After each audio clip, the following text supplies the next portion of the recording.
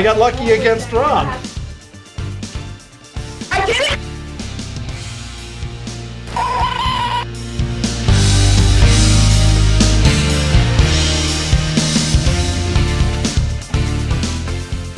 We're back with more memories from the history of the Mattress Poker Tour.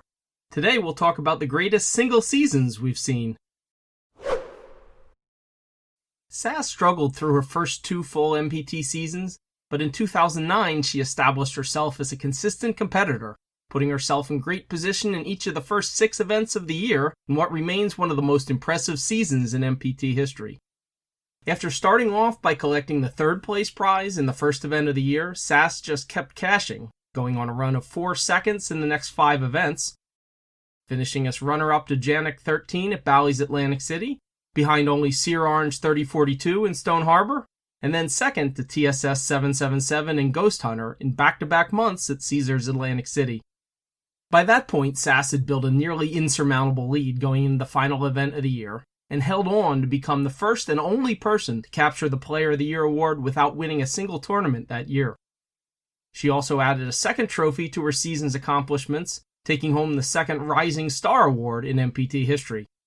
To this day, Sass's 2009 season of many seconds still stands out as one of the MPT's greatest seasons. The following year, we saw another very different sort of spectacular season, one in which TSS 777 played only a handful of events, but still managed to establish what was at the time the record for wins in a single season. After missing the first event of 2010, TSS 777 then became the first player to win back-to-back tournaments twice in his MPT career, starting with a win at the July event at Bally's Atlantic City, and then rolling through a talented field in a record-setting performance at the Las Vegas Spectacular. His dominance in Las Vegas wasn't limited to the poker tables either, as TSS 777 also took home the MPT bowling and golf trophies that summer too.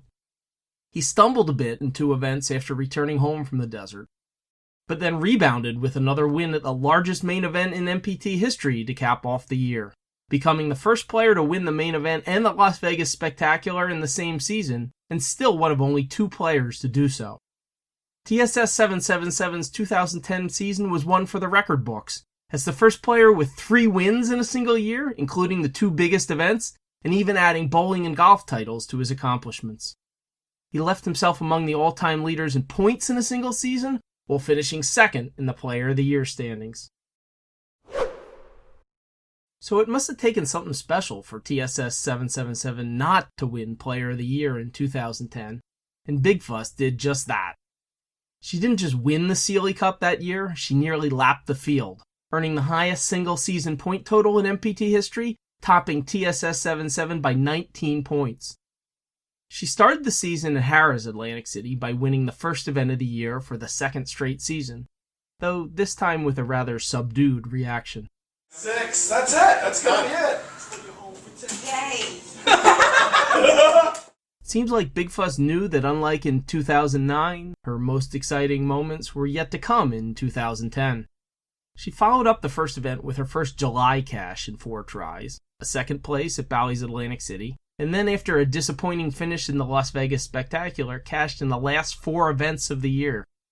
After finishing 2nd to fellow frequent runner-up Sass in the ECLVA Fall Classic, Big Fuss turned the tables on Sass in the next month, finishing 1st at Resorts Atlantic City and earning her 3rd career victory.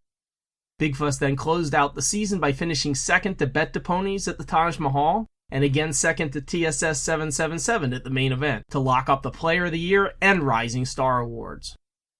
During the 7 events of the season, Big Fuss won twice and finished 2nd 4 times, a level of consistency that may never again be duplicated in the MPT. She earned the highest single-season cash total and highest point total in a season, while also finishing what was, for a short time, the largest margin of victory over 2nd place in Sealy Cup history. If there was any doubt that Big Fuss's star was rising after the 2010 season, 2011 proved the results from the previous year were no fluke, following up with another impressive season, one in which she finished even farther ahead of the pack than she did the year before. After failing to win the first event of the year, as she had during the previous 2 seasons, Big Fuss bounced back in a big way at Bally's Atlantic City, besting a small field consisting entirely of past MPT champions. She went on to take home a third-place prize at the Palazzo, earning her first Las Vegas Spectacular cash since the inaugural event at Main Street Station, and then her season really took off after returning to New Jersey, with a win at Harrah's Atlantic City, and repeating that feat in the next MPT event a little over a month later at the ECLVA Fall Classic. Big Fuss then closed out the year in style, topping yet another talented field to win her first main event title. While she cashed in one fewer event than in her remarkable 2010 season, Big Fuss established the all-time MPT record for wins in a single season during 2011, while also setting the record for the largest margin of victory over second place in the Player of the Year standings, topping Harv 29 by 21.5 points. Big Fuss also earned the second highest single-season point total in MPT history in 2011, trailing only her own record from the year before, and fell just $5 short of equaling her record for money won during a single season. Starting in 2012, most MPT seasons featured fewer events and some smaller field sizes than in the early years of the tour, but still, no player in MPT history had ever won both of the major events and the Player of the Year in the same season. No player, that is, until Harv 29 accomplished just that in 2015. The season began in Las Vegas for the first time in MPT history, where Harv 29 repeated his pattern of winning in Nevada every other year, taking home his third career Las Vegas Spectacular trophy.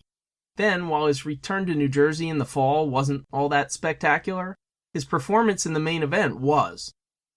After solo trombone did most of the dirty work early in the tournament, eliminating 3 of the first 4 players, by the end of the night, Harv 29 left all his opponents on the canvas, knocking out the last 4 players and winning his first MPT main event, securing his spot on the list of the greatest MPT seasons of all time.